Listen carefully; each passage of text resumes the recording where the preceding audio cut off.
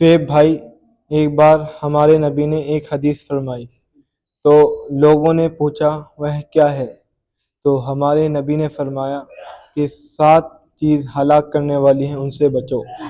تو نمبر 1 شرک کرنا، نمبر 2 جادو کرنا، نمبر 3 ناحق قتل کرنا، نمبر 4 سود کھانا، نمبر 5 یتیم کا مال کھانا، نمبر